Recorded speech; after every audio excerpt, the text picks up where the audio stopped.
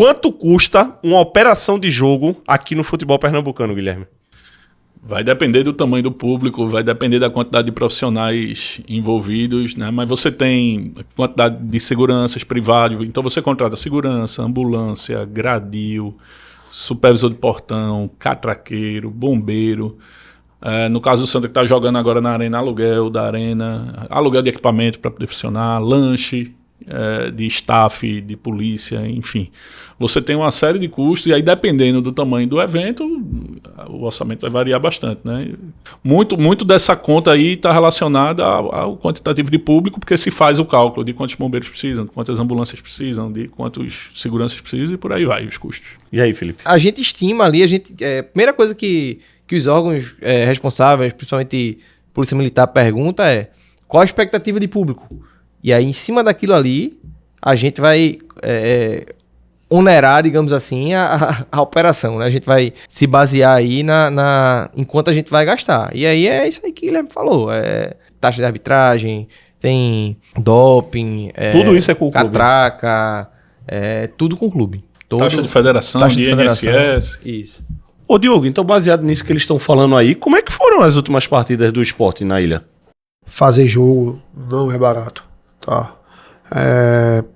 Enfim, temos custos diversos. Eu tenho uma noção de quanto eu vou gastar se o público for até 10, se o público for até 5, se o público for 15, se o público for 20, se for ilha lotada. Então, assim, a gente tem que ter esses estudos até para poder entender, ter uma dimensão de custo que vai se ter. A nossa operação é uma operação cara, é uma operação robusta, até porque a gente tenta, acima de tudo, valorizar o profissional que está ali. Hoje nós somos o clube que melhor remunera os setores.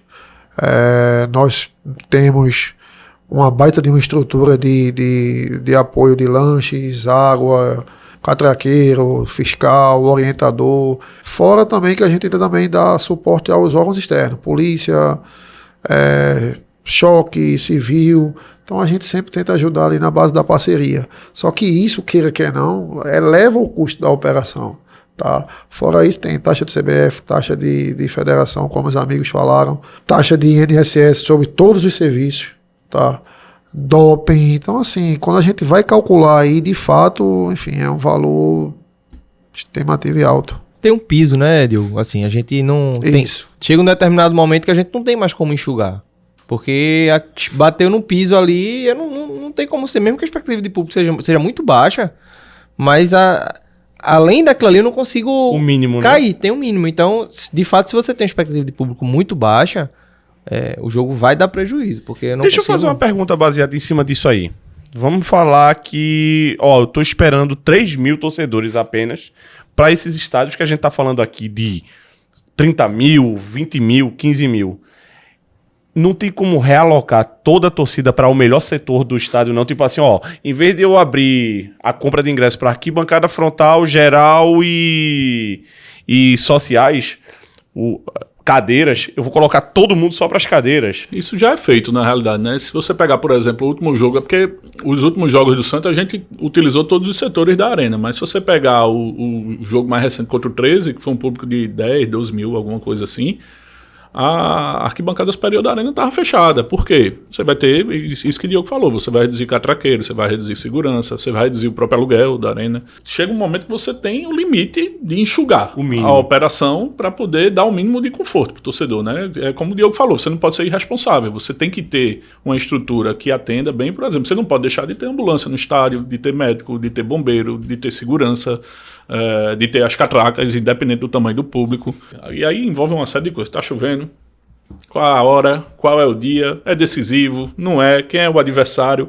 Então essa série de fatores aí determina qual é a expectativa de público que a gente vai ter e está diretamente relacionado ao custo do jogo também. E sobre isso ainda, só levantando uma questão, para vocês que operam às vezes jogos na arena, eu acho que na arena é mais fácil de fazer isso, né? De você dizer, só vou abrir tal setor e tal setor.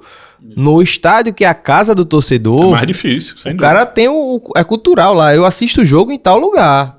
Só sou da frontal. Esse negócio de me Não levar tem- pras cadeiras. Não na tem ilha, como. Na ilha é impossível. Não tem fazer isso. como. Nos aflitos também, não tem como. No Arruda a gente consegue fazer com o superior, né? A gente fecha e coloca atrás da barra. Então, quando a arquibancada superior está fechada, eu reduzo aí, sei lá, 10 pontos de acesso, segurança, limpeza, porque você não vai ter gente limpando banheiro na arquibancada superior. Então, o Arruda tem pelo menos essa parte de fechar geral, que a gente chama, que é a arquibancada superior, e realocar o pessoal embaixo. Isso a gente faz lá e consegue enxugar, dependendo do tamanho do jogo. Os únicos setores que eu consigo fazer isso é a curva de Van Derson, que é o assento especial, e a ampliação. Tá? Porque aí, de fato, eu tenho como fechar os dois e relocar o público para a cadeira central. Que aí, de fato, é uma vista melhor, queira que não, é um setor coberto e tudo. Mas eu não tenho como fazer isso nos outros setores. Se der 500 pessoas, infelizmente, eu não tenho como. Tem que abrir o setor. Eu tenho que abrir, porque assim, ainda dentro desses 500, sem dúvida, a maioria vai ser das nossas organizadas. Então, assim, eles têm os lugares onde eles preferem assistir os jogos. Tem o torcedor também raiz, que, cara, como o Felipe falou, bicho, eu prefiro assistir o jogo na arquibancada sede. E às vezes o plano de sócio também está vinculado O plano ao de setor. sócio está vinculado, entendeu? Mas assim, isso às vezes do plano de sócio a gente até tem como... Ajustar, né? É, a no gente termo tem como de dar uso ali, você upgrade dá um ao upgrade, cara, dá um entendeu? upgrade. Mas assim, a questão é que de fato é muito cultural, então a gente não tem, como o Guilherme falou, quando o jogo é na arena, aí a gente pode mexer aqui, até porque não é cultural Não do tem um torcedor ir pra apego, lá. né, ao O local torcedor não de- tem de como assistir. chegar lá e dizer, Isso aqui não, aqui eu sempre venho e eu prefiro ficar no sul superior. Eu tenho como vir porque eu gosto só de ficar no norte superior. Então, assim, não tem como. Nada, como o Felipe falou, o Guilherme também, quando é na casa da gente, não tem como fazer. Hoje, na Ilha do Retiro, para eu abrir um estádio, eu gasto no mínimo 200 mil. É isso aí. Na Ilha do Retiro, eu digo para você, é um público de 2 mil pessoas, 3 mil pessoas. Porque é o seguinte, veja, esses custos eles se elevam na seguinte questão, em tudo, inclusive em venda de ingressos. Tá? Por quê? Porque quanto maior as vendas de ingressos, maior é o repasse para a CBF, maior é o repasse para a federação. Tá? Só que tem custos fixos que não dependem da quantidade Isso. de público. Por exemplo, o valor de quanto recebe o pessoal do VAR, arbitragem, é fixo? Pelo menos na Série A, sim. VAR, na verdade, tá, cara, os jogos do esporte, o VAR, ele foi remoto. O VAR, ele ficou no Rio de Janeiro, tudo, mas a cabine tava lá, tudo certinho. Em alguns jogos entra, outros não, tá? Mas, por exemplo, a gente paga desde a passagem dos árbitros, a hospedagem do árbitro, a gente paga auxílio alimentação do árbitro, a gente paga o jogo que ele está apitando. Isso eu não estou falando só de um árbitro, estou falando de todo Do staff quadro, todo de arbitragem. todo o quadro de arbitragem. Tá? Assim como a gente paga também os profissionais que estão ali fazendo a coleta do doping. Tá? A gente também paga os profissionais da federação que estão trabalhando. Tá? Também é feito do repasse do clube, certo? Para o torcedor só entender uma situação. Todo clube daqui, que no caso é ligado à Federação Pernambucana, ele tem gratuidade de 1.000 ingressos. Tá? Dentro desses 1.000 ingressos, a gente não precisa repassar R$1 para a federação. Tá? Porém, Passou 1.001. 1.001 aí eu já tenho que pagar relacionado ao menor valor que eu tenho naquele jogo. Tá? No jogo de Série A, geralmente é R$15, os meninos aí até como falaram, enfim, o valor é outro. Mas assim, então assim, só para o torcedor entender que a gente paga, exemplo, 1.000 ingressos na verdade só como a gente tem contratos a fazer, a gente tem contratos a honrar com patrocinadores que na sua grande maioria também envolvem ingressos. Isso. Tá? A gente também tem a questão da própria federação também que a gente ajuda. Fora os órgãos também que a gente chega junto, entendeu? E aí também dentro desses ingressos também entra o check-in.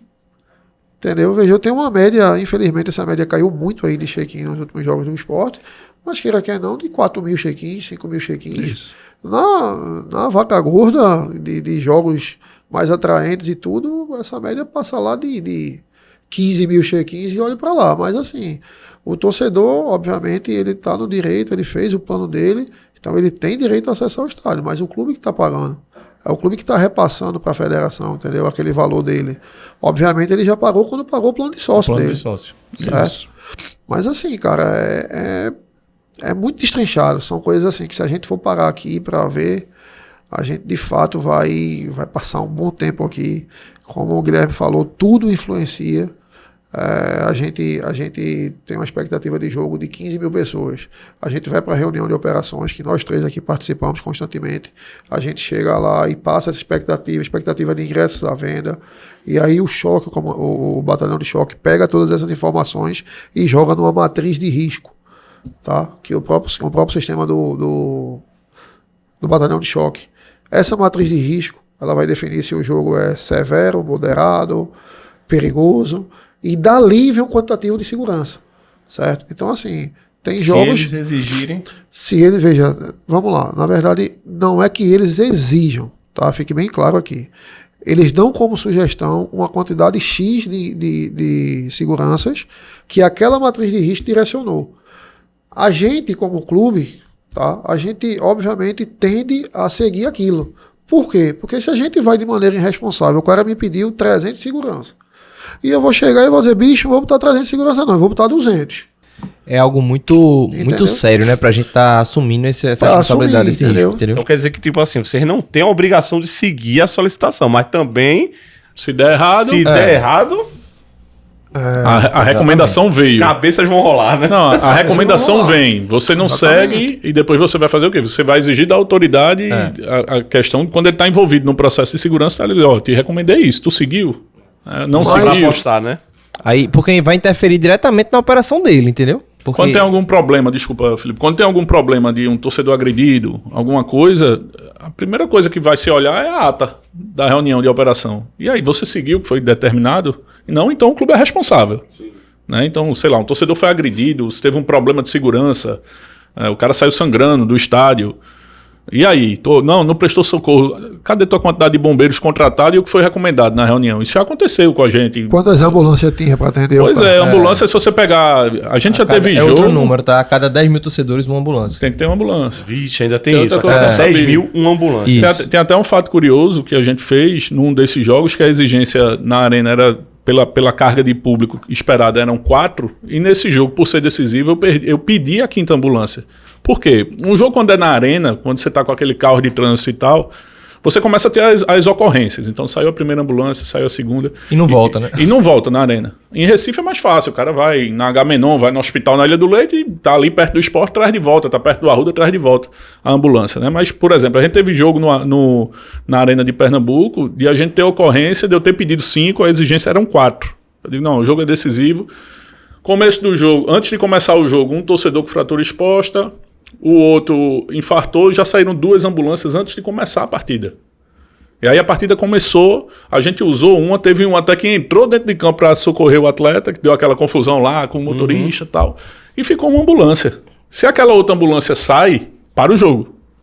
Né? Então foi uma sorte, entre aspas, a gente pedir mais um. Se ela não tivesse lá, naquele momento que saiu aquela ambulância, a gente ia ter que parar o jogo. Tem mais algum outro número desses? Porque, veja, a gente já falou aqui de que 660 torcedores, uma catraca, Isso. 10 mil torcedores, uma ambulância. Tem mais algum número desses? Existe um fator dessa matriz de risco que o Diogo falou, que ele fica variando também da quantidade de seguranças que são atribuídos. Né? Dependendo em grandes jogos, por exemplo, quando você junta gradil, quantidade de segurança, você passa do valor de 100 mil só disso, de você ter que pagar. Entendeu? Quando Em você vai média, pegando a cada 100 torcedores, um segurança. Em média. Isso. Em média é isso. Às vezes, nos aflitos, por exemplo, geralmente dá mais. Porque eu tenho pontos sensíveis que eu preciso ter segurança. Então, No clássico, ele bota um pouquinho mais. geralmente eu nunca consigo bater esse número aí nos aflitos de que, uma vez até conversando com o Diogo, a gente viu que, assim, talvez, até por essa questão de portões mesmo, como na ilha tem mais portões, nos aflitos, às vezes eu tenho que fazer um balizamento com gradil, e aí todo gradil requer segurança, e aí, enfim, eu preciso às vezes de mais segurança do que essa quantidade, mas a média é essa. 100 torcedores, um segurança. 1000 torcedores, 10 seguranças. 10 mil Mas torcedores. tem outras coisas também. E todo portão tem que ter segurança fazendo revista. Fora essa base que já foi Às utilizada. vezes é por fora, às vezes é dentro. Depende muito de como o evento está sendo montado. Quantos portões você vai abrir, quantas seguranças vão ter na revista por ponto de acesso. Então tudo isso é calculado. O adversário também interfere demais, tá? Então dá pra gente afirmar aqui que uma partida de futebol profissional custa pelo menos 150 mil reais. Eu acredito que no mínimo. Começa ali em torno de 120, não tô falando de aflitos, tá?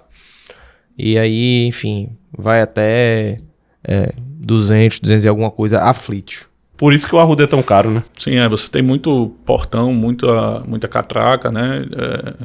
O estádio, quanto maior, mais segurança você precisa para pegar os pontos vulneráveis, e isso vai deixando com os jogos aí com um custo acima de 400 mil, 450.